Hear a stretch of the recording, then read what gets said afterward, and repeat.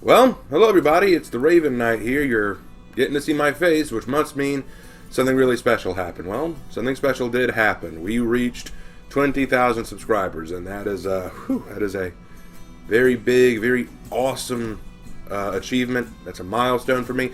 You got to keep in mind, guys, when I first started this whole YouTube thing, I never thought that I would reach 1,000. I thought that I would kind of just be this obscure channel that made history videos and some For Honor content on the side. I didn't think anything big was going to happen.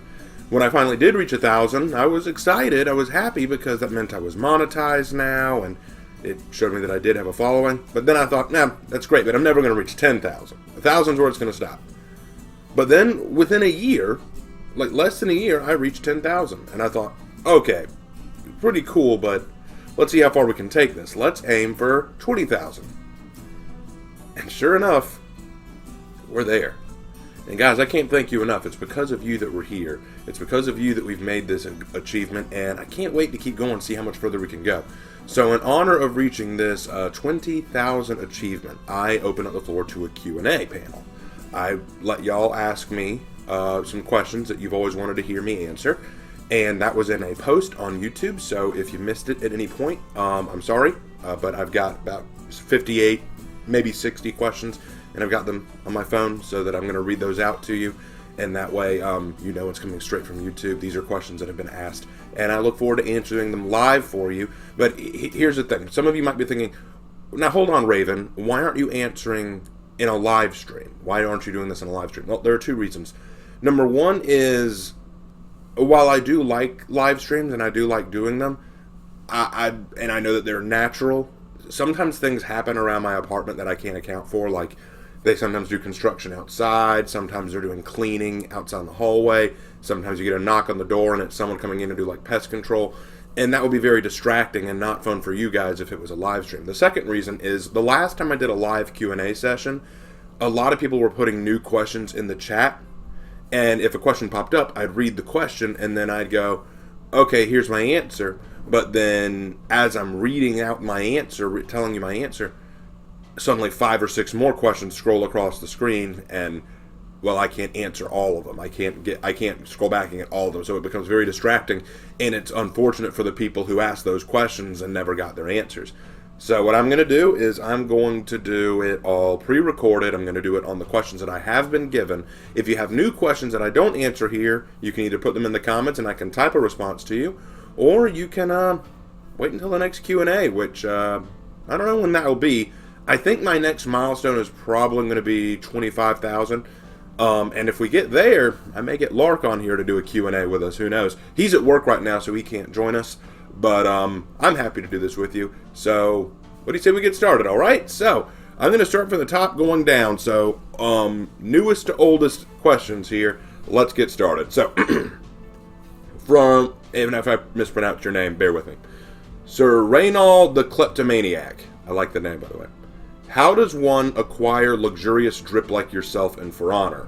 Also, cool For Honor legend stories. Keep up the creativity. Well, thank you about the For Honor legends, Sir Reynald the Kleptomaniac. How do you acquire luxurious drip like myself in For Honor?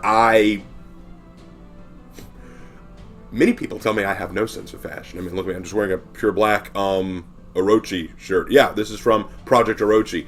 Hey, guys, sponsorship. Just kidding. Genuinely what it is I just make what I like. It helps that I've been playing this game so long that all of my heroes, with the exception of Pirate right now, are at the top reputation they can get to get all the armor pieces. And then I just grind for those armor pieces. I pick out a color and look that I think will really fit. Usually I go for a thematic thing, like kind of a theme. Like, for example, my Conqueror is kind of this demonic Conqueror, so I gave him a very demonic look. Spikes all over him, a demon shield, red, yellow, and black coloring so that it looks like the fires of hell. That was one. And then but sometimes it's not even that. Sometimes it's just I go for a solid look. Like, for example, with David Blackthorn, the Lawbringer, I just went for solid black, but I used the armor variant that would give me gold trim along the edges of the armor to help create a really solid look. So it's not that creative. It's just I just wanted to do something that I thought would be interesting. But people like it, so that's my answer to that. It's just personal for me, so I don't know if that helped you. If it does, great. If not, Okay, sorry. All right, let's see. Next question. I've got a lot here. Jaguar Warrior asks, number 1, have you ever considered making a group of creators to make stories with? However, well, actually, believe it or not, when I was in college, I had a creative writing group, and we would often bounce stories off of each other. We don't talk as much anymore because they went their own way, you know, like they decided to go into teaching or other academic fields. I went into teaching, as you know, but went out of that for a while, and I don't know if I'll go back into it anytime soon, but we'll see. But I did have a group. Nowadays, what it is I just bounce ideas off of Hannah, Jay, my brother, Aaron. I bounce ideas off of lots of people, and then see where it goes from there. Usually, though, I'm just bouncing it off of my own head, and what that means is this is true, this is kind of what I do when I write stories. I will go for long walks or jogs, like runs, you know? And while I'm doing it, I'm listening to music, and I am playing out scenes of the story in my head based on the music I'm listening to. Rock and roll, heavier songs, fast tempo songs, or action scenes where I see action taking place. And I decide, do I like this? Is this the way I want it to go, or could it be better? Slower, more operatic or emotional style songs are going to be different scenes, like emotional scenes.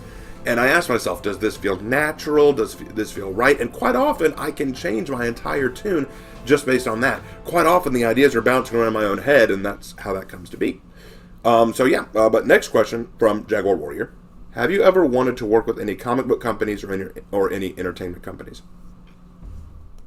I've wanted to. I don't think I will. And only because I really don't like where the comic book companies and industries have gone. I think that they're scuzz for the most part. And so I really have no interest in doing that. I've really enjoyed talking to my brother about which one of my stories could become anime or live action TV shows. Like, we both agree, Shogun of Crime would make a pretty cool live action sitcom. You know, I think that'd be kind of cool. And I guess Monster Club would make a decent anime. But no, I don't think I'll ever be approached by anybody, and I'm not going to go out of my way to sell it. Because if I go out of my way to sell it, they're going to make conditions. If they come to me, I get to set the conditions. So that's the way it works. So, I don't think I'll ever do that. But cool idea, though. Next up, from Sarlucier the Casual. Again, if I mispronounce your name, forgive me. Sarlucier the Casual says, "Good day, Raven, and I would like to ask, have you ever thought of getting some people together and synchronizing the Legend stories? It's fine as it is right now, but thinking how awesome it would sound with different voice actors is also quite the thought. Other than that, stay safe and healthy. That goes to your friends and family as well. Greetings from Germany. Love your content." Danke schön. I know a few phrases in different languages. Well, danke schön, my friend from Germany. I appreciate the call out, and in response to your question about whether or not I want to get different voice actors for Legends, I would love to get different voice actors for Legend. That would be so awesome. I've actually wanted to get different voice actors for a lot of my work. The problem is organization in that sense. It's hard for me to organize everybody to do that. First of all, if I were to approach my friends on Discord, I would need to find the ones who are female to be able to do female voice roles. Then, after I find those, I need to make sure that they have microphones and tech with which to record themselves doing the roles. Then, after they do that, we need to keep in constant contact so that I can go through it and say, okay, this sounds good, but this part could be done a little bit better. Because keep in mind, a lot of this is from my own head, so I kind of have a specific vision that I want from it. You know, when you think about actual voice acting work, there is a director, an ADR director, and there's the voice actor. And when the voice actor does their line, the ADR director will often go, okay, that was good, but we're going for more of this feel, you know? And so because of that, you need to be in constant contact. And that's difficult to do with people that are far away and don't work on your time zone or timetable. It's very difficult. Like, for example, I could ask Hannah. She's a friend of mine who is female and has a very nice voice. She could possibly do a few characters, but her schedule is pretty tight. It'd be very difficult. Quite often when she's at work, I'm free, but when I'm at work, she's free. So it's very difficult to organize that perfectly. Will it ever happen? Possibly. I do have some friends who live nearby who are female and might be willing to, but I'm not sure if they'd be really into it. You know, I don't really want to ask that of people unless I feel like they would be getting something out of it, you know? But it's a thought, and it's something that I am laboring on. So thank you again. It's a good question. Next up is MK Demi Godzilla Warrior. What a name. Okay, here's my question. Since the release of the Pirate Hero, I was wondering, how do you envision the story of the discovery of gunpowder and the introduction of guns in the world of For Honor? And does that mean that Heathmoor is the only country or area to just the one stuck in the 14th century, while everywhere else around seems to have advanced into the 17th-ish century? I'm curious to know how you envision the whole background, since just seeing the pistol of the Pirate Hero confuses me due to how out of place the pistol is compared to everything else in For Honor. I mean, I still like it though, but it just feels weird to see a flintlock pistol of all guns in For Honor. I would expect a fire lance first. Okay. The question essentially comes down to, with the gun being introduced, what do I think that means? Do I like that addition? Does it break the lore? Or does it mean that somewhere far away from Heathmoor they've advanced in technology? There are lots of explanations. I don't think the gun fully breaks the lore, and let me explain what I mean by that. Believe it or not, by the time of the knights in like the about the 15th or 16th century, when the knights were still around, and some of the knights like the Lawbringer seem to wear armor that's very similar of the 15th or 16th century, guns were around. Very pre-modern guns, not like the advancement of the flintlock pistol, but there were guns around. So it stands to reason that other areas around the world could have seen a slightly different uptake of technology, and thus that's where they got the flintlock pistol. One thing that you got to keep in mind about war, especially continuous war, it doesn't open the way for much technological advancement or innovation. We're talking about a society that still hasn't figured out cannons yet, and and because of that, they haven't really worked with their gunpowder to push it to the next level. Now, I say that, but keep in mind that there are explosives in For Honor, and the prime way you fire with a flintlock pistol is through a controlled explosion within the flintlock pistol. And so because of that, if someone, a Wu Lin, which the pirate was from, if a Wu Lin were to take that experimentation of explosives and learn how to capture it inside of a flintlock pistol, they could possibly do it. Like, for example, y'all ever seen Kung Fu Panda 2? The whole thing about Lord Shen, the villain, was that his family invented fireworks. You know, rockets and explosives. He found a way to tighten that firework explosive into a cannon that no one had ever seen before. He was inventive enough to do that, but he did that by not being at war all the time, having time to focus on his studies, and creating something new. There is none of that in Heathmoor, but maybe somewhere else someone did do that and managed to progress that technology to the flintlock era. The problem is we also got to keep in mind something else about this flintlock. It's clearly more fantasy than it is anything else. A flintlock pistol cannot continuously fire without reloading, and this one can. So we got to realize some of this is going to be fantasy. But what do I think? It doesn't break anything for me yet. It's weird, but it doesn't break anything. If we start seeing more and more guns popping up in For Honor like that, though, then I will have problems. Then I'm going to start going, stop it. I think the beauty of this new Outlander faction is it opens the door for different warriors around the world who don't use guns. And because of that, I don't think we're going to see as much of this pirate thing with a gun in one hand as we are afraid of. Obviously, it's something we're concerned about, but I don't think it's anything to be too worried about just yet. Does it break anything for me? No, but it's still interesting. So, good question. It was a good question. All right, but moving on. Next is General Reclaimer. I like that name. Since your Lost Primarch video, I've been wondering, how did you get into 40k? Also, would you do videos discussing some of the Space Marine chapters in history? Thanks for reading and hoping that you have a great day. Looking forward to new content. Thank you, General Reclaimer. So, would you do videos discussing some Space Marine chapters in history? In history? There were no Space Marines in history. Unless you mean in the 40k world. I mean, yeah, if that's something y'all want me to do, I wouldn't mind. Here's the thing about my channel, guys. You gotta recognize, I'm kind of the jack of all trades, but a master of none kind of thing. There are lots of For Honor channels way better than mine. There are lots of writing channels way better than mine. There are lots of Rainbow Six, game content kind of channels way better than mine. I do okay in what I do, but I'm by no means the best. And when it comes to Warhammer 40k, there are tons of content creators way better than me. Like, tons better than me. And so, why watch me when you could go watch these guys? There are people who make content about Warhammer 40k that run circles around me. I don't mind doing it. if that's what y'all want to see me do, but you got to recognize you're going to find a lot better than me out there, because I'm still kind of learning about Warhammer 40k. And I guarantee you, if I make a video about any Space Marine chapter, say the Space Wolves, just for example, if I made a video about the Space Wolves, I have a pretty good feeling it's going to piss off someone and say, you missed this part of the lore, you forgot this aspect, and I'm going to go, sorry. I mean, you should have seen the number of comments I got on the Naja Aldmera video going, okay, there were no female Primarchs, but that's only the first problem. And then I go, okay.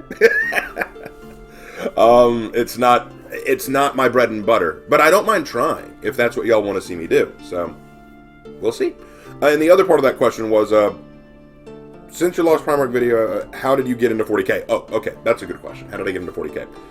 Genuinely, it was because my brother Lark was already invested in it. He liked Warhammer 40k, and I was kind of curious. I kind of saw him watching a video on it, and I was like, this is kind of cool. I like this whole Space Marine kind of thing. I get that. So I asked him questions. I said, okay, what are they fighting? And then he'd go, they're fighting Chaos. Oh, okay, what's Chaos? And then he kind of broke it down for me from there. But what really got me into it was when I read the audiobook, listened to the audiobooks for the Caiaphas Cain series by Sandy Mitchell. A audiobook series which I positively adore. It is so good. Very enjoyable, and I highly encourage it to anyone who's a 40k fan. It's very fun, very funny, actually, but very gripping. So I highly recommend that. But that's kind of how I got into 40k. I just saw Lark watching videos on it. I got curious, asked him about it. He explained it to me, found it kind of fascinating, read the Sandy Mitchell books, fell in love with it, and now I'm a huge 40k fan. It's not my favorite franchise, but it's up there, and I think that it doesn't get as much love as it deserves from its own people. You know what I mean? Like, especially after their weird article about the Imperium of Man is a fascist warning to all of us. Is it? I still think that's stupid. Alright, next. Samuel Steele says, cool name by the way. Samuel Steele says, what do you think of Lawbringer right now, and how do you think their judgment should be applied in the lore? Stepping on someone's toe and getting executed doesn't seem too right, but slaughtering innocents doesn't either. I'm referring to Lawbringer executing his fellow knights that do said things, by the way. Just wanted to know. Okay, so what do I think of Lawbringer right now? I think Lawbringer's cool. I think he could use maybe a little help. I don't know.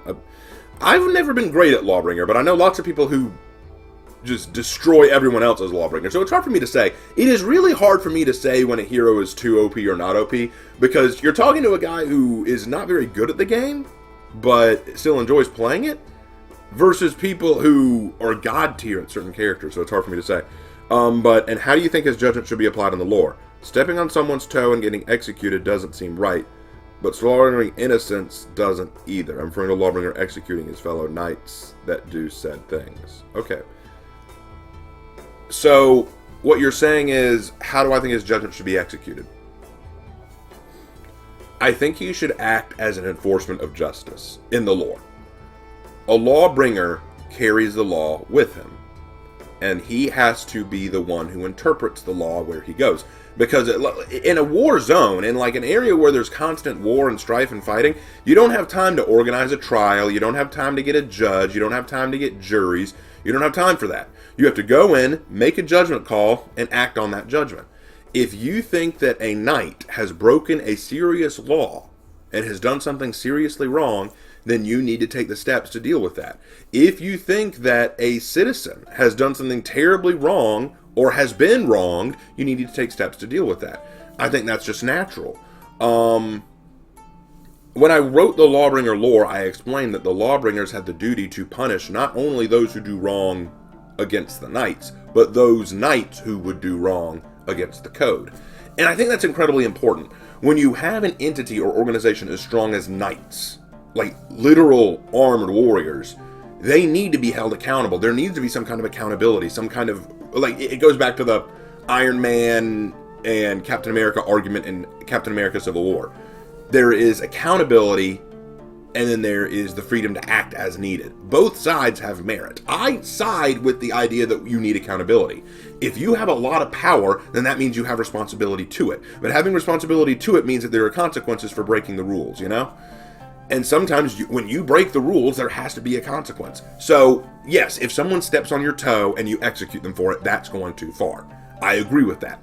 But if a knight does something wrong or evil, then that does not excuse them from being punished by the Lawbringer. I think that the law needs to be interpreted properly. I think that's why Lawbringers should be rare in the lore. Lawbringers have to be specially selected. They have to not only be warriors, they have to be able to memorize the law, understand the rule of law, and be smart enough, trained enough, and mature enough to recognize law that's being broken and be able to talk about how to fix the problem or address the problem in a right, responsible way. That's what I think, personally. But that's a good question. So let's move on to the next one, but I like these questions. These are actually much better than what I was expecting. I was expecting like really joke questions. The only funny thing is I don't see a lot directed at me. They're mostly just my thoughts on certain things, but that's fine. Next up is from Harvey Sidhu. Again, if I mispronounce your name, sorry. As a martial arts practitioner, would you consider doing Krav Maga, the deadly martial art from Israel? Yes. Also, would you want to visit the Church of the Holy Sepulchre in Jerusalem and also visit the tomb of the matriarchs in Tiberias, where Yocheved, mother of Moses, and Bilhah, handmaiden of Rachel, and other biblical women are buried? Thanks and love your vids. Great question. Would I like to visit those places? One day, I would like to visit every country in the world. I'd like to travel the world, guys. That's a goal of mine. Now, would I like to visit the Holy Sepulchre and all the sacred places? I'd love to visit Jerusalem. That'd be really cool. I'd love to go to Jerusalem, see all the cool stuff that's there. That is something that I would definitely enjoy. Visiting the tomb of Yocheved and what was the other one? The other one was Bilhah. I think that'd be neat just to see, but I'm not going to put a lot of heavy weight on who they were. It's the same reason that I don't pray to the Mother Mary. The same reason I'm not Catholic. Mother Mary was an important woman. She brought Jesus into the world. Good. That's it. She's not a holy figure. She's not a goddess. She's not an angel. She's not she's none of those things. She's not worthy of my prayer or my worship. Same thing with Yocheved and Bilhah. Cool women. One was a handmaiden to Rachel, one was the mother of Moses. Awesome. So glad you did those things. You're not worthy of my worship, you know? I'd like to see them out of respect. It's the same reason I'd go to the home of George Washington, or the same reason I'd visit an old battlefield. Respect for what was done here and who did it. But people often go there, I guess, to show reverence, but not more to show reverence, but also to kind of worship, and I'm not sure I want that. Oh, shoot, sorry, my brother just texted me.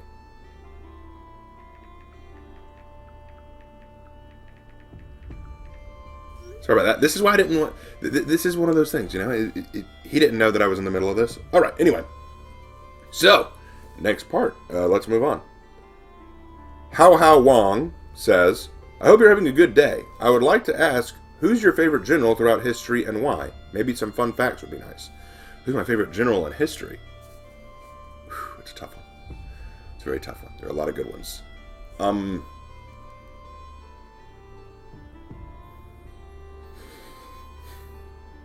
He wasn't a general, but I've always admired Yi Sun-shin. I've always admired him. He's the Korean admiral who was able to hold off a Japanese invasion that was massively larger than his own forces. Look him up. He's got a whole movie made about him called The Admiral. It's so cool. Yi Sun-shin would probably be up there among one of my favorite military commanders. He's just so underrated. People don't talk about him nearly enough when talking about naval ingenuity. Oh man, he's great. Who else?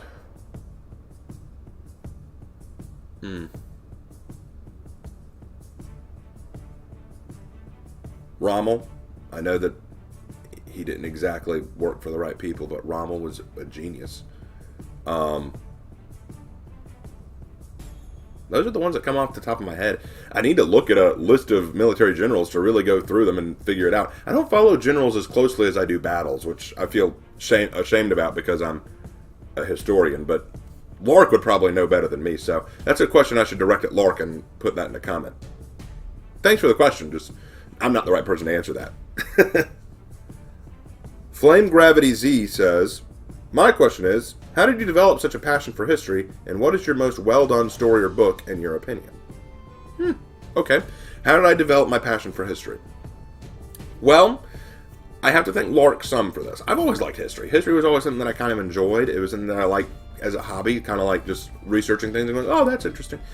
But Lark really impassioned me in it because he became a history major in college, and he just could, it always baffled me. Lark can quote history so effectively, so easily, without even flinching. And I always kind of thought, that is so cool you can do that. And so when we were doing our research on the Crusades, I sat down and I did a lot of research on my own. I didn't ask Lark for help. I did a lot of research on my own, and I found it amazingly interesting. When I was in college and I was doing my Asian studies program where I was learning about Asian history, I found it incredibly fascinating learning more about Japanese history than just what you learn about World War II. There was so much more than that. I wanted to learn about the samurai.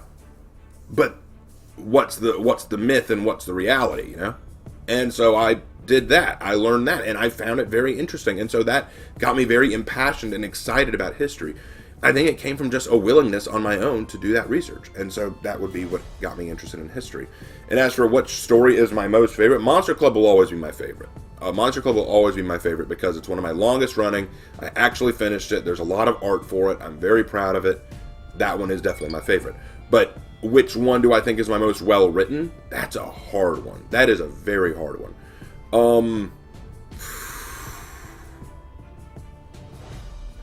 I'm going to say either Shogun of Crime, although it still needs some editing. I still need to edit that some. I would say either Shogun of Crime or Submerged. Those would be the two that I think I did the most research and careful planning on. Monster Club, though, is up there. I did put a lot into that one, didn't I? I just don't want to say it twice, you know? It's hard. It's a hard question because I love all the stories that I've written. It's hard for me to look at one and say, yep, that was the best. You know, it's not an easy thing to do. But good question. All right, moving on. From Medieval Cowboy.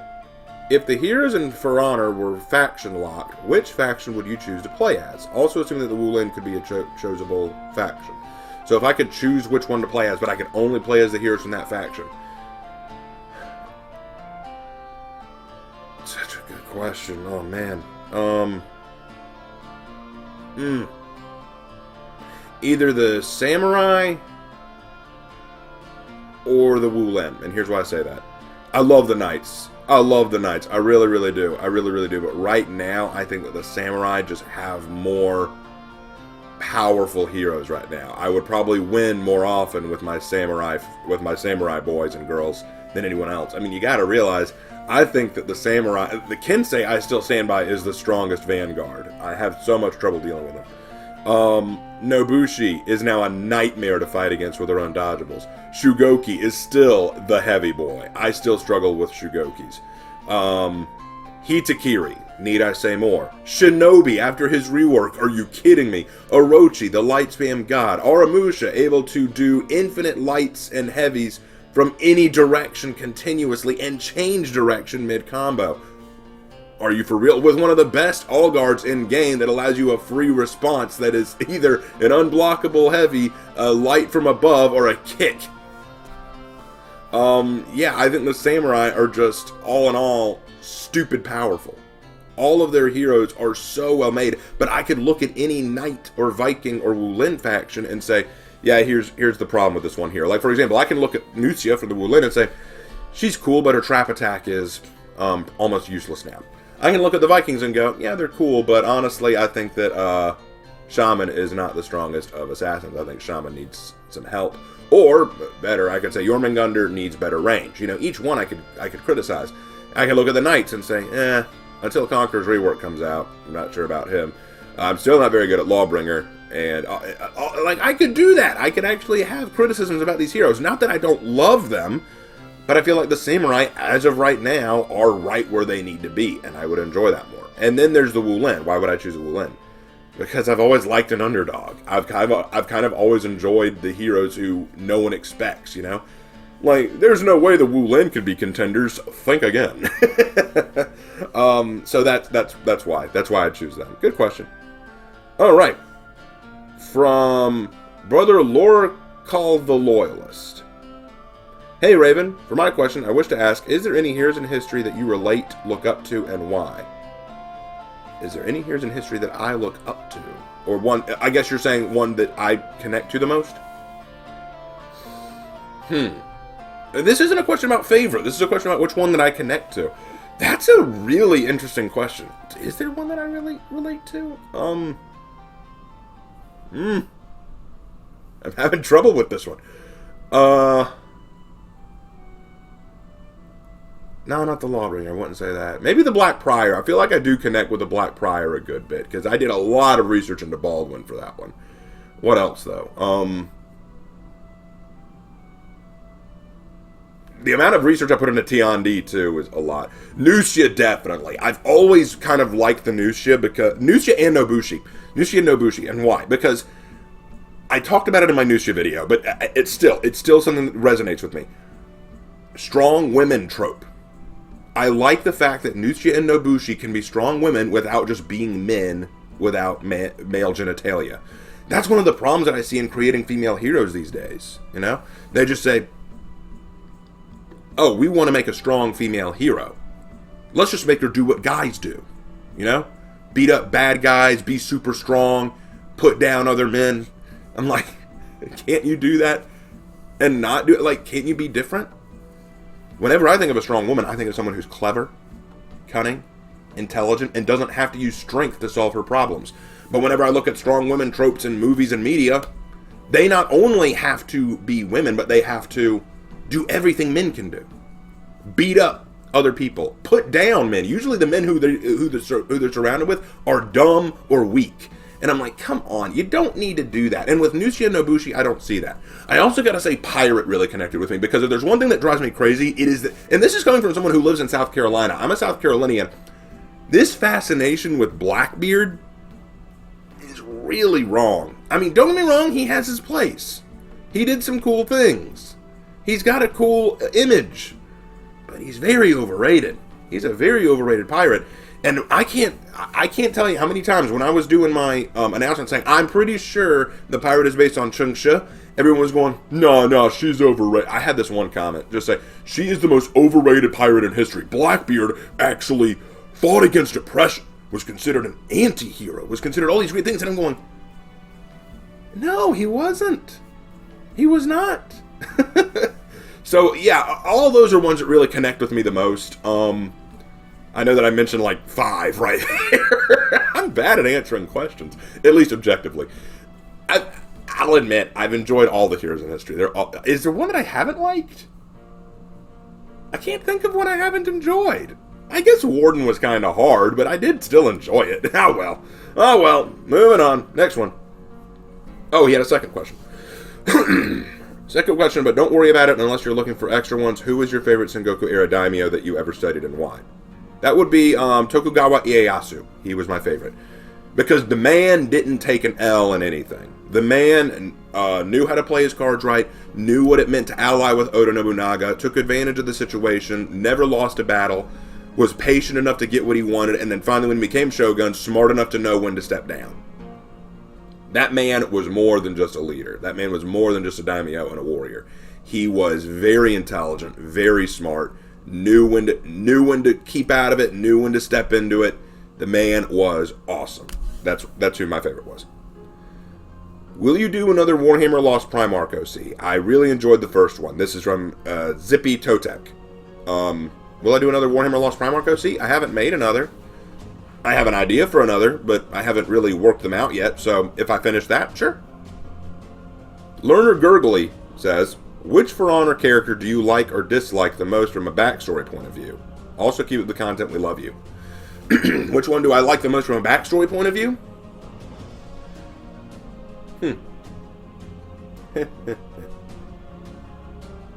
Griffin.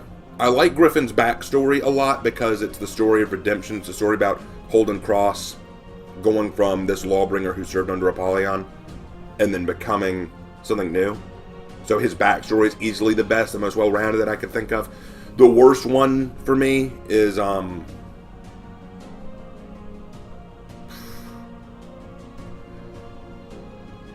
the Wulin.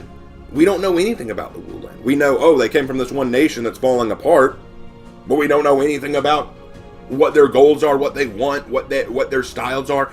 Like they say that the Tiandi are guardians and protectors and bodyguards. But the new share the same thing. What's the difference? JJ are generals and leaders. Sun Hu are the same thing. Like, give us some difference. I can look at a Lawbringer and a Conqueror and know, here are the differences between the two. I can look at a Berserker and a Shaman and go, here are the differences between the two. I can look at an Orochi and a Kyoshin and say, here are the differences between the two. I can't look at a Tiandi and a Nuthja and say, backstory-wise, here are the differences between the two. I don't think they put any real thought into the backstory of the Wulin. That's genuinely where I stand on that. I don't think they put any thought. That's why we don't have specific character trailers. There is so little in terms of backstory on them. That's what makes me sad. So yeah, that's my answer to that. Good question.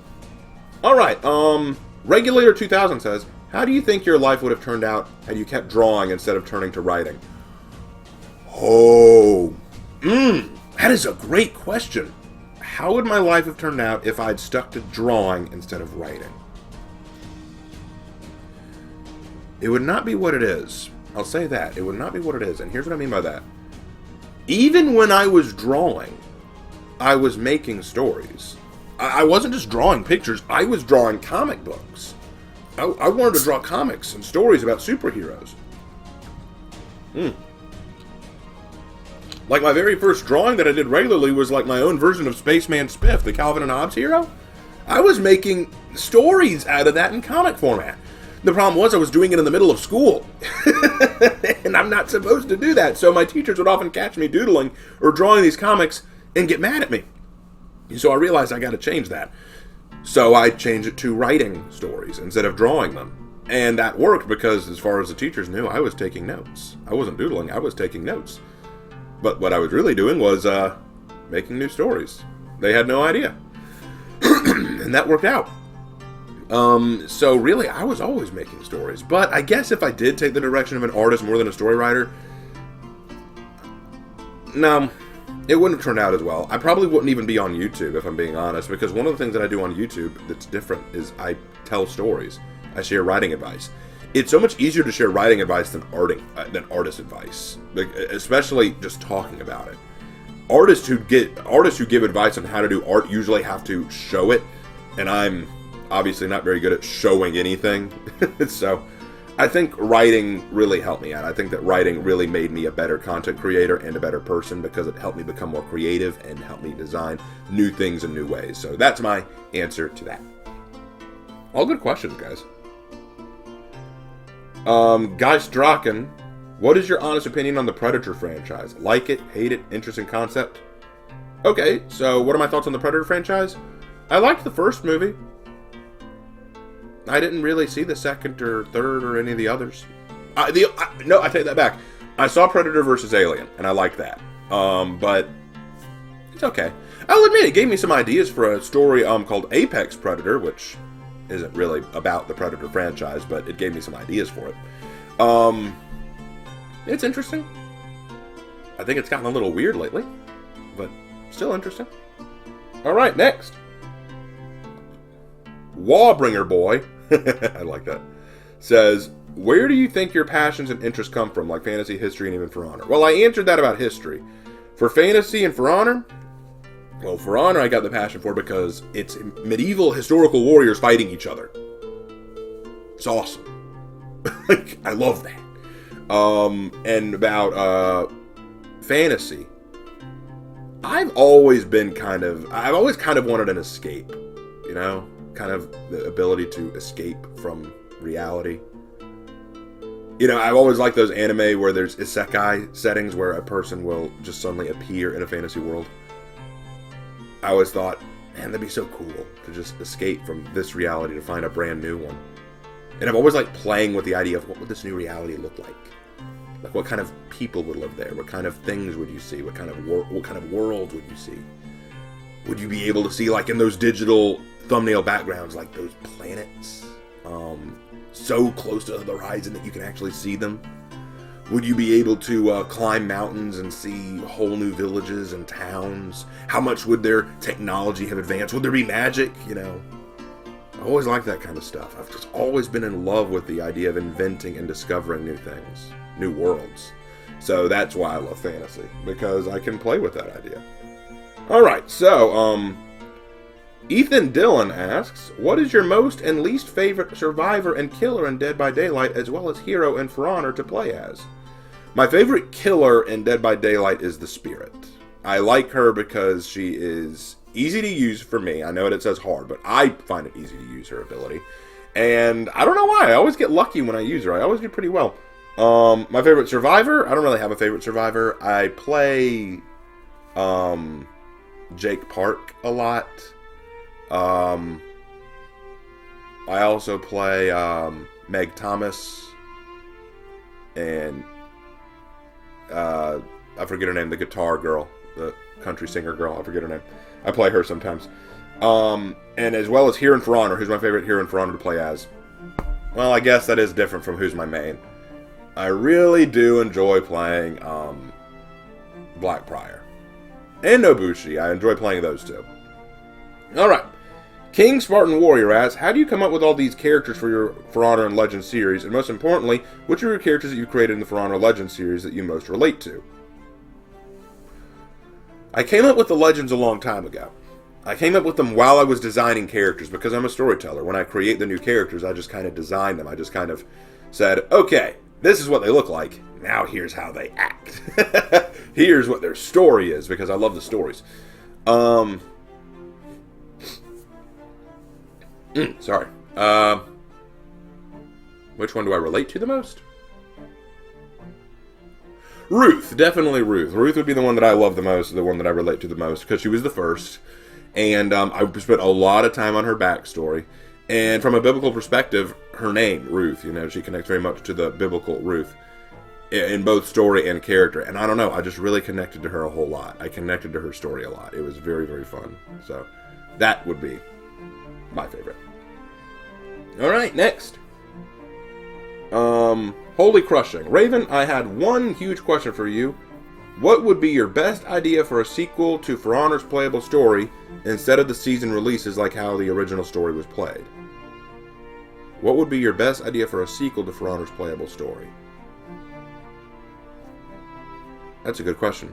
I would like to see what happens is instead of Apollyon being the main bad guy, you get leaders from different factions coming together and planning a new war. They liked what Apollyon did, so they want to plan something new, but kind of like what the Warmongers are doing, only instead of it just being these women in cool armor, it's actually different members of each faction coming together. I thought that's kind of what the Harbingers were going to be, but that's not what we got. And they come together from each faction, and they kind of plan out a new Apollyon legacy, and each faction has to work to try to overthrow those leaders. I thought that would have been kind of cool, but that's not what we got. And I know that it's not very creative, but I hadn't spent a lot of time planning this. You got to keep in mind, when I design a story, I think about it for weeks. I don't just come up with them on the fly. The Orca Mafia says, I would like to ask if you would consider showcasing a top story in your Discord from a fan and read about it on the channel sometime. I won't do that because when I read my stories, I already have a preconceived idea of what I want it to be about and what kind of tone I'm giving it. If it's someone else's story, I don't know the tone, I don't know their heart, I don't know what their mind was when creating it, so I couldn't do that properly.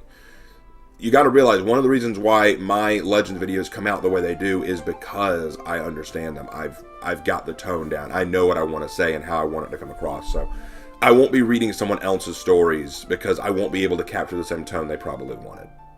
Zachary Johnson asks, how long have you trained in HEMA, and is there any other weapon-based martial arts you're interested in? I've been learning HEMA now, specifically, for about 2 or 3 months now. I've barely started, but I had some training in Kendo beforehand, which was awesome. I've still got my Boken in my room somewhere. I've got a katana right here next to me, so I do have one of those. But, yeah, I enjoyed Kendo, and I'm enjoying HEMA too. It's a lot of fun. I just can only train 2 days out of the week, and usually on one of those days I'm busy planning a Bible study, so really it's 1 day out of the week. But I enjoy HEMA. It's a lot of fun. It's very entertaining, and it keeps me focused. I think I enjoyed MMA more. I think I enjoyed doing MMA more than HEMA, but HEMA is still a good substitute. All right, so next question. If the Knight faction and its heroes were taken out of For Honor, who would you play the most, and would you join the Vikings or the Weebs Samurai? Who would I play the most if the Knights were completely removed?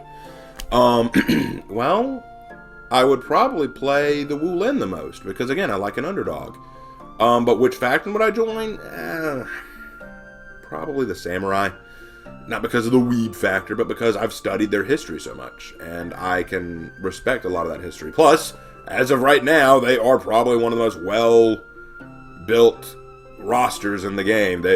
All of their heroes are just so powerful, in my opinion. And that was from X1 Evil. Sorry, I forgot to read the name. X1 Evil asked that. Next is Katerina Glino. Ooh.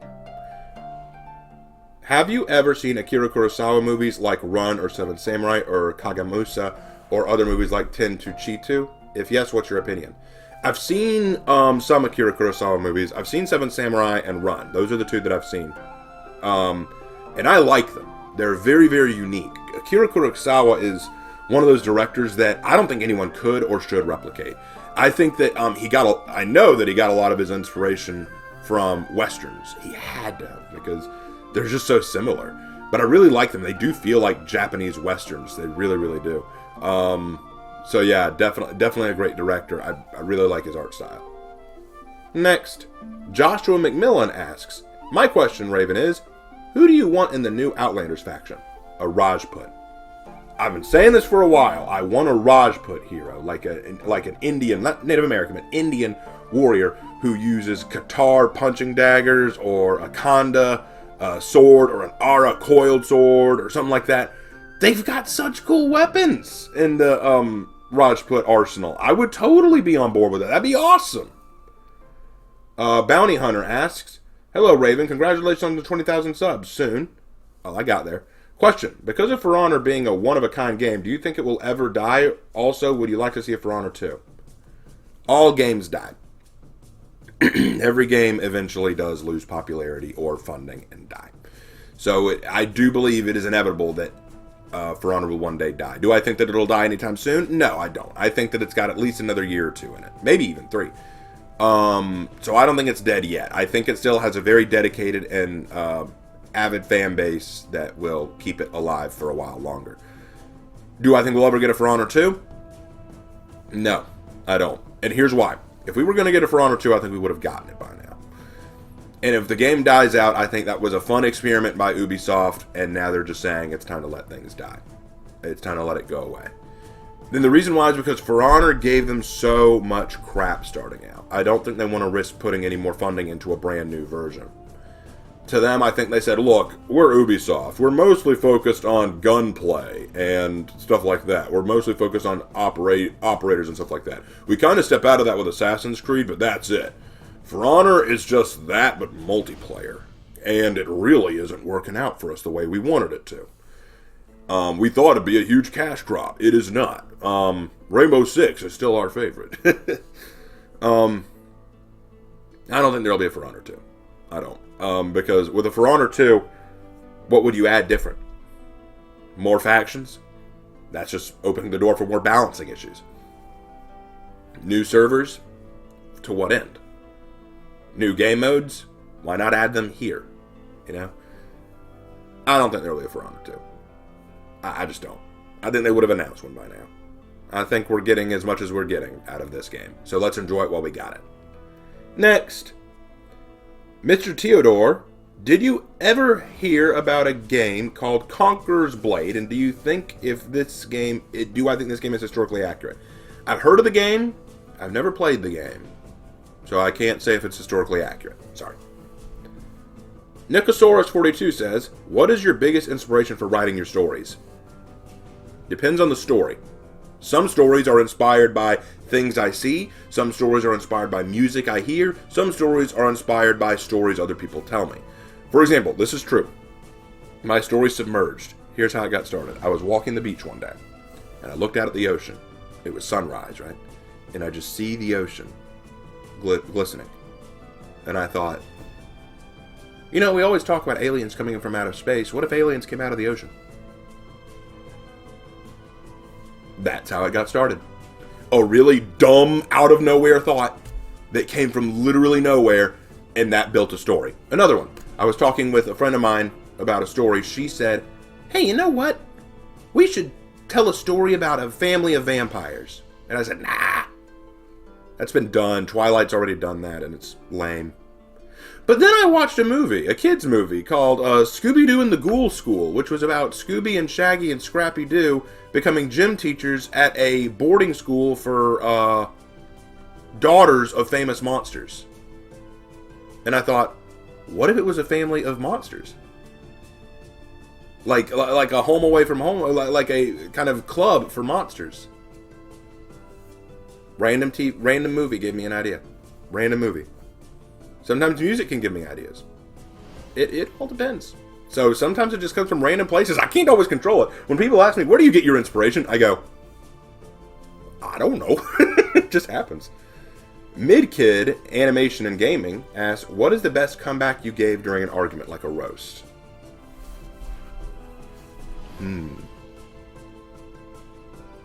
That's a good one. That's a good question. I don't usually do comebacks. Usually the way I beat an opponent in an argument is I just make them bury themselves. I'll ask them enough questions that they can't answer, and they just get mad and swear at me, and then I just go, and now you've devolved to swearing, so I think that this is over. You know, that kind of thing. I usually don't do comebacks. Gosh, that's such a hard question.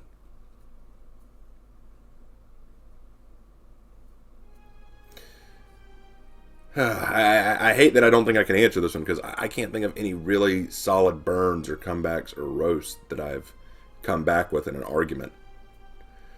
At least none that I can think of.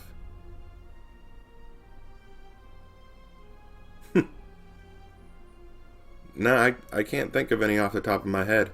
Because usually I don't have to do comebacks or roasts. Usually I just kind of let them bury themselves. And then, I mean, I don't need to roast at that point. It's a good question, though. I thought about it. I just can't think of anything.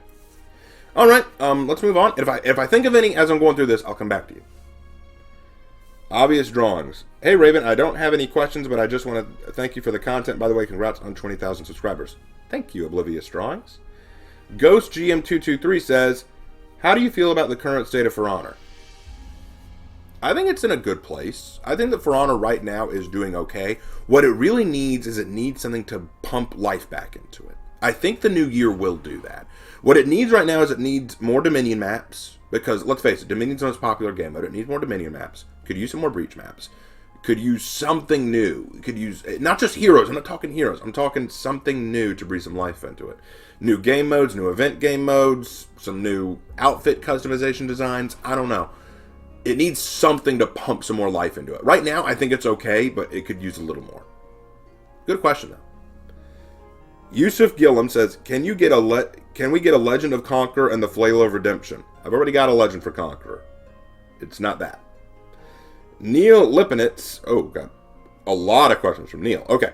No idea if you've been asked these, but number one place you love to go travel and see. For me, it's Japan. The language and culture, to me, is like living poetry.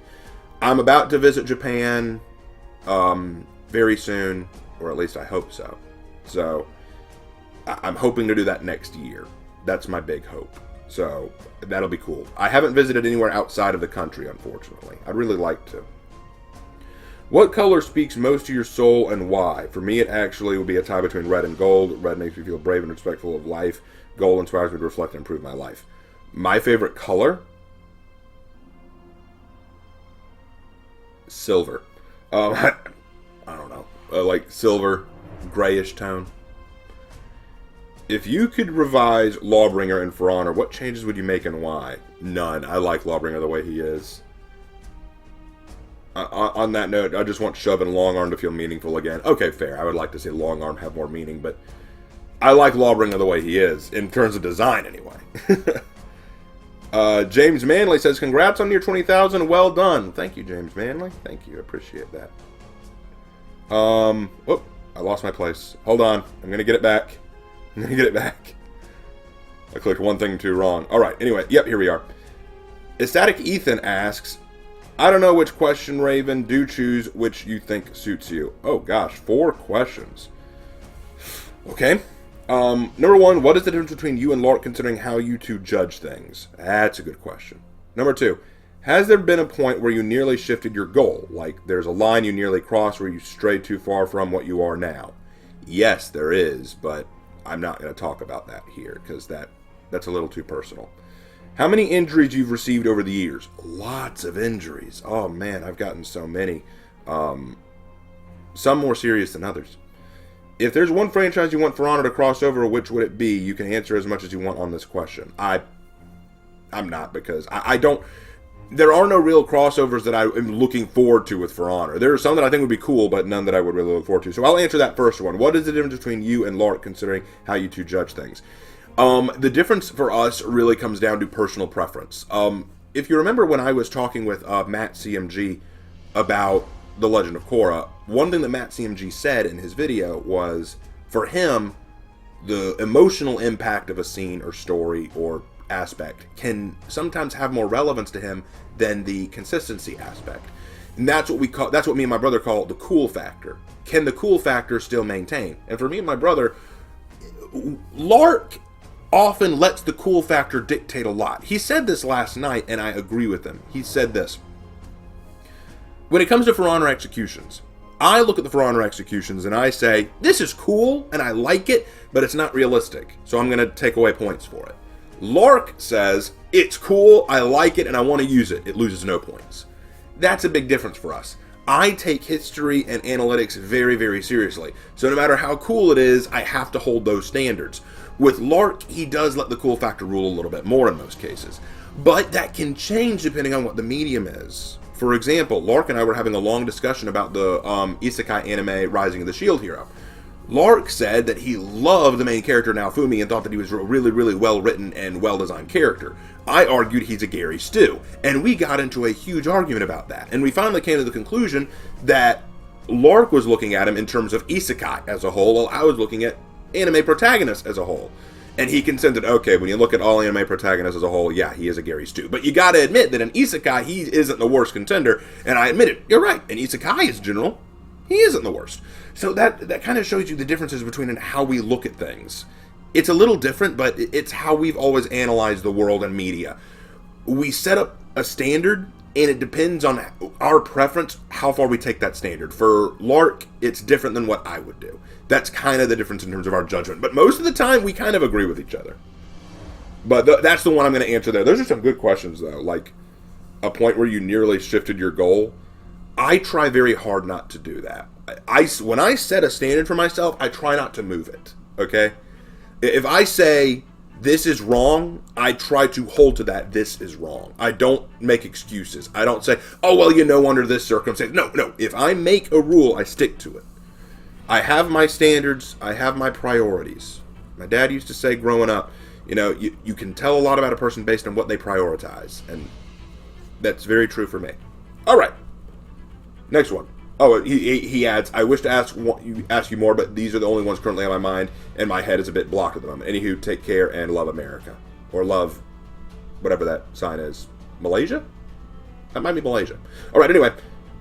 Xtron says, can you do our For Honor Legends if we ask for it, or even pay you to narrate it for us? If you pay me, sure. But again, it goes back to the idea that it's not going to sound the same. It's not going to sound the same as what I do, because I don't know your tone. I don't know what you're looking for, what style you're going for. So, I mean, if you pay me, yeah, I'll do it, but know that it's not going to come out the way you want it to. Corey Miner says, do you own any swords or other types of martial arts tools, or if not, do you plan on owning some in the future? Well, I own a katana. I brought these just in case this question was asked. I own a katana, which is really awesome. I really love this sword. Very, very enjoyable. The katana is one of my favorites. Let's see what else we got here. Got a long sword here. Modeled off of the one from Lord of the Rings, but it is made of carbon steel. This baby is quite nice. So I like that one. I definitely like the longsword. Longsword's still my favorite weapon. I've got a spear here, a short spear, more of a modern tactical thing, like something that you'd see in like a riot situation, like it's a Reaper spear. But I like this one. Very, very sharp, by the way. I have to be very careful when handling this one. This is a very sharp weapon. Let's see. We've got a Xi'an sword, Chinese gentleman sword. One of the weapons that I desperately want to see brought into For Honor. Very sharp, more of a thrusting weapon than it is a slashing, but it can do both. Very light, too. Like, you can easily use this one-handed, which is why I think it would be great for Honor. I'm really sad that they haven't done that yet, and it doesn't look like they're going to do it anytime soon. So, For Honor, get on it.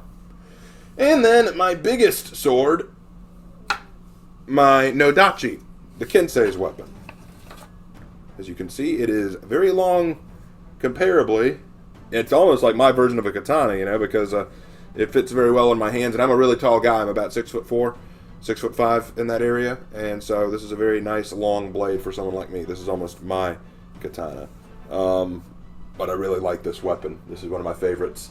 Whenever I pull this out, people just, their jaws usually just drop, just, like, you know, it's so cool. So, yeah, I have more, but those are the ones that I have with me here at my apartment. I also have a staff. I have nunchucks.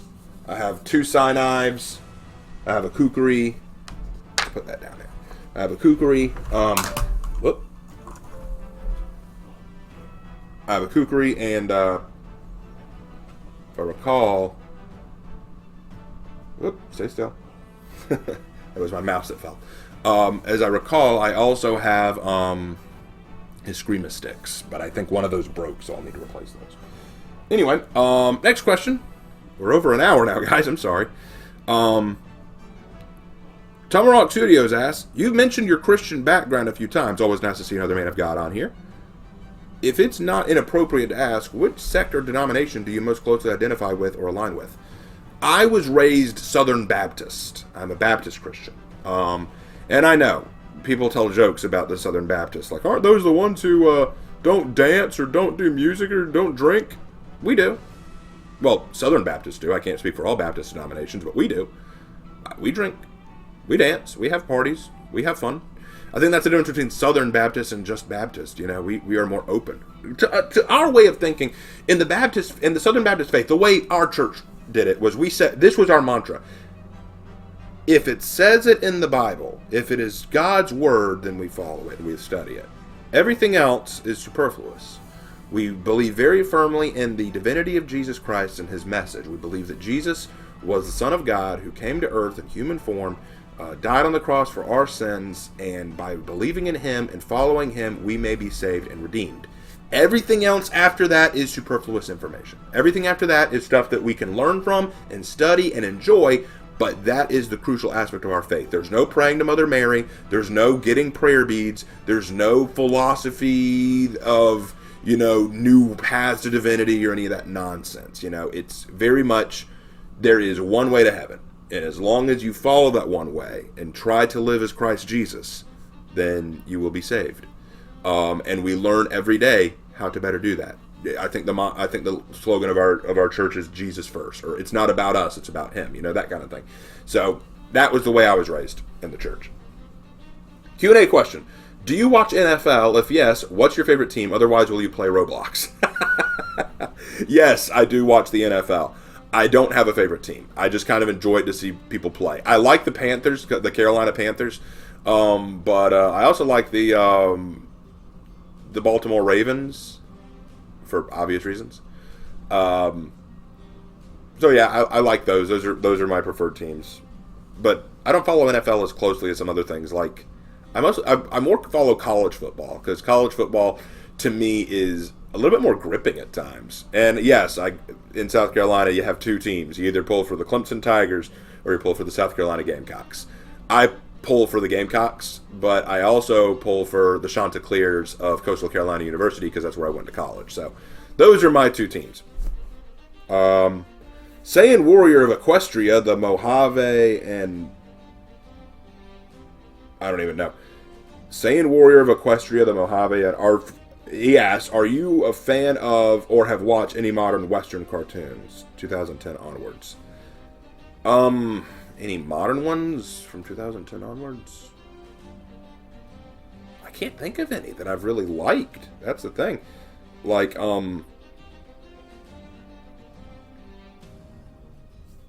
have I? Like, I can't think of any real Western cartoons I've enjoyed watching that came out after 2010. And maybe they exist, but I'm just not aware of the dates. Like, when did Avatar: The Last Airbender come out? That can't have been 2010. Could it?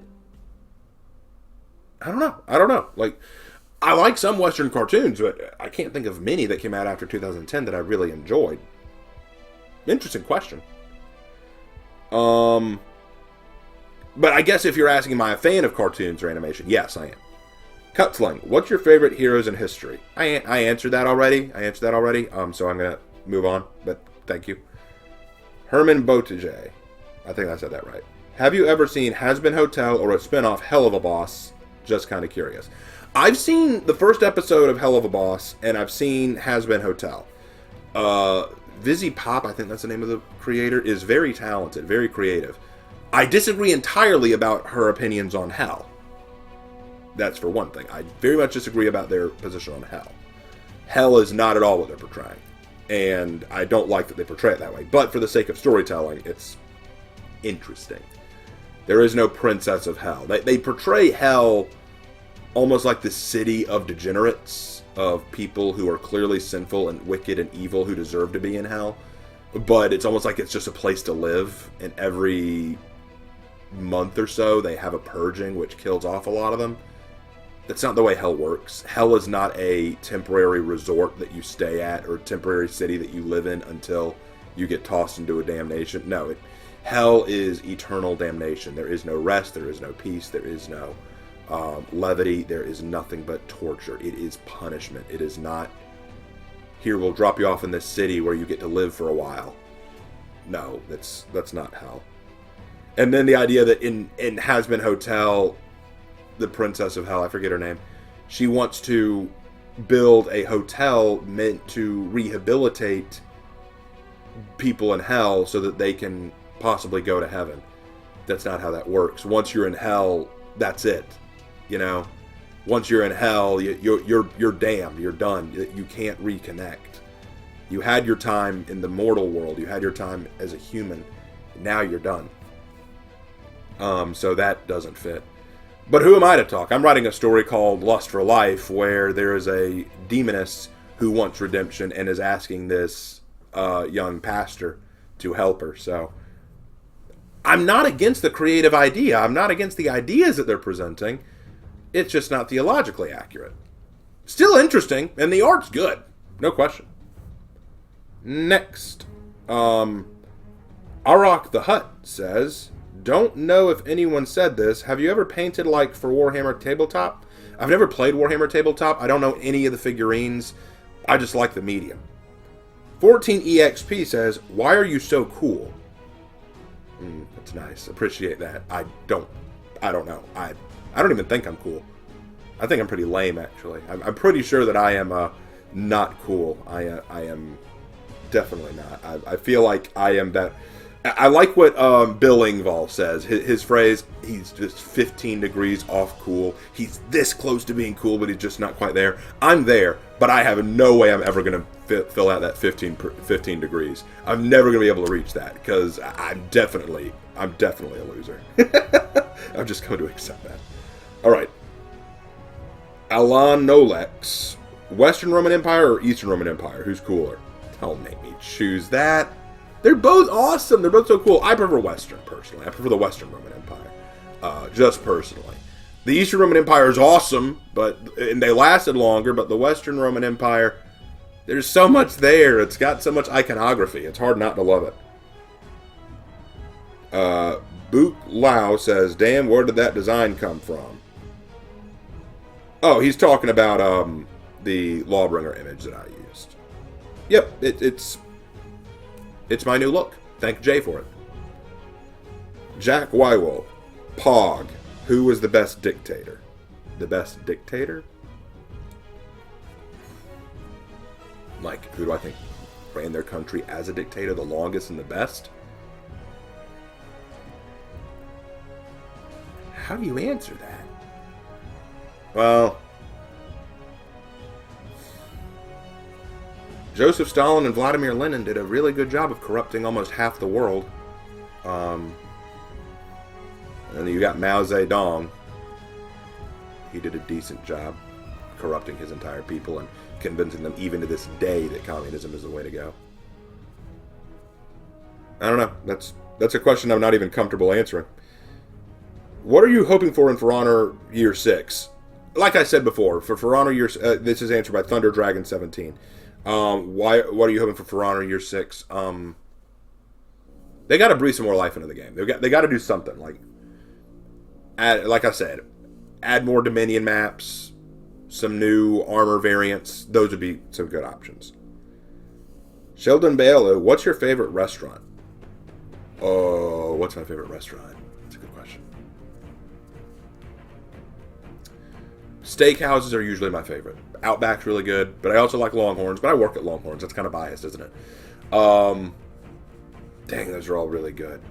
I love steakhouses. I really love them. Because steak is my favorite food. Frosty the Harbinger says, if you can do anything but only once, what would you do? Anything but only once.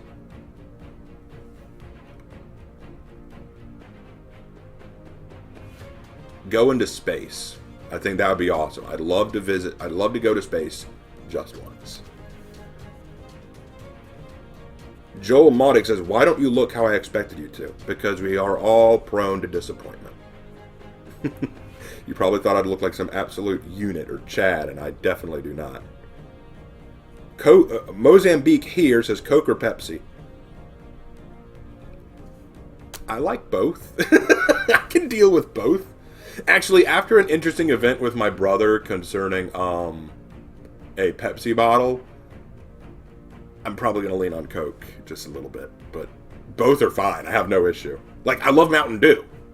That's Pepsi owned. Anyway, Young Blood Banana, what a name, says, hot take, cold or hot ice cream? If you have to ask. Butterdog, are you seeing anyone? I see lots of people. No, I'm just kidding. I know what you mean. Do I have a girlfriend? Not currently. I don't currently have a girlfriend. I live the lonely life.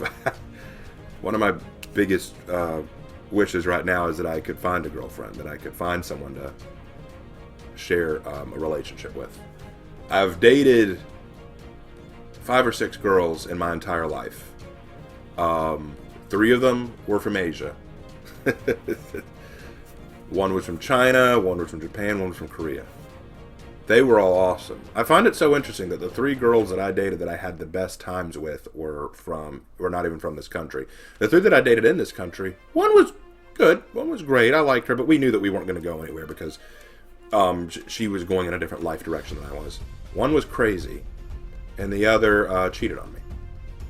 So, there you go. And ever since coming down here to this side of the state, I haven't really found a girl that I want to date, or girls that are available to date, or that share my positions. It's one of the hardest things.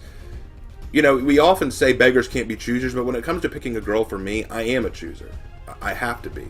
Because I feel like with the way modern society works, I'm an old soul, guys. I feel like I was really born outside of my time. I feel like I should have been born in the 50s or the 60s. Because genuinely, I feel like I would have... my attitude and ideals, like the things that I value and hold true to, would have been much more respected then. I feel like the way I am now is too old-fashioned for a lot of people. I believe in saving sex before marriage. And not a lot of people see it that way. A lot of people say, pleasure first. And I don't like that. I've never liked that. I also believe in family values, The man takes care of the woman supports the man. Some women find that sexist. I also believe in a girl who has standards for herself, who, takes care of her body, takes care of herself, gets an education, wants to make something of herself. And some girls don't want that. They just want a guy to be their purse. And I don't do that either. I'm very picky about the girls that I date, and I have to be, because if it's a girl that I want to spend the rest of my life with, if I actually want to propose to and marry, I want them to be the right girl, And some might say that I'm a prude for that, or that I'm too old-fashioned, but you know what? It means that when I do finally find that girl that's perfect for me, I will be happy, and I won't ever have to question whether or not I made the right choice. So, take that for what it's worth. I'm 29 years old, and I'm hoping that within the next few years I'll find someone. That's what I'm hoping. I don't think I'm in the right position yet. I want to be soon. But who can know? That's probably the deepest question I've been asked so far. Why do you go by the name Raven Knight? I answered this in one of my videos, and that's from Tree Rex. Why do you go by the name Raven Knight? Because, for one thing, I traced my family history through my father. Turns out that we have descendants who are knights. We had not descendants, ancestors who were knights from Malta, actually, from the Hospitaliers. So that's where the knight comes from, because we have ancestors who were knights. The Raven portion comes from my name, my surname. My surname, I'm not going to tell you what it is. My surname means Raven, or Little Raven, or Young Raven. And so I decided to combine the two. Raven Knight. That's how I got the name. Raven Knight. So now you know. Alright, and that was, as I know it... Oh, was that the last question? Yes, it was. That was the last question. Okay, guys. Well, thank y'all so much. This has been... Wow, about an hour and 15 minutes. I'm so sorry that took so long. But hey, we're celebrating 20,000 subs, so I think we can afford it, right? This was a lot of fun. I really enjoyed doing this with you guys. I hope that you guys enjoyed this. I know I did. So guys, what's going to happen now? What goes on now? So I'll make this quick because I know we've gone on too long, and I'm sure most of you aren't even watching this far into the video. So I'd be very surprised. So what's going to happen now with the channel? What can we look forward to? Obviously, more For Honor content as it becomes available. I'm going to try to do more Dead by Daylight content. I'm working on the Hillbilly video right now so that I can get that out, and I'll do an official announcement about that in the future. Lark is working on his next Lamentations, but he's very upset because he can't get Fallout New Vegas to work on his thing, so he's going to use Fallout 4 footage, and that'll probably mean the video comes out sooner, but it won't be as detailed as it usually does, which is very much angering him. I'm going to be doing lots more writing discussions and readings because I love writing, I love narration, and that's what I've always been really fond of. I hope y'all don't mind that, but thank y'all so much for helping this channel become what it is and for helping it come this far. I haven't done a response video in a while, and that's probably a good thing because I don't like getting angry at things all the time, but hey, hopefully something comes out soon and I can deal with it, but you never know. Alright guys, so the new goal is now to reach 25,000 subscribers. I want to try to reach 25,000 subscribers, and if we reach that, I'll think of something cool to do. Maybe I'll get Lark to do a Q&A, who knows. Okay, so with that all out of the way, thank you guys so much for watching. Don't forget to like the video, drop a comment down below. I always read the comments. If you have more questions that I didn't answer here and you want to hear me answer them, I'll answer them in the comments, or at least I'll try to. And finally, don't forget to hit the subscribe button. Really appreciate it. I always appreciate subscribes. I want to get to that point. Don't forget to check out the Teespring store where you can buy some merchandise with my stuff on it and my art drawn by Hannah and Jay. Really awesome stuff. And guys, again, thank you so much for getting me to this point. I know that I'm not the coolest YouTuber out there. I know I'm not the most awesome YouTuber. I know that some of the stuff I talk about you already know, or you can find better information on from better channels like the Metatron, Shadversity, and Literature Devil, all these other people. The fact that you watch me means so much. Thank you, thank you, thank you, thank you. And I will see you, as always, in my next video. Take care.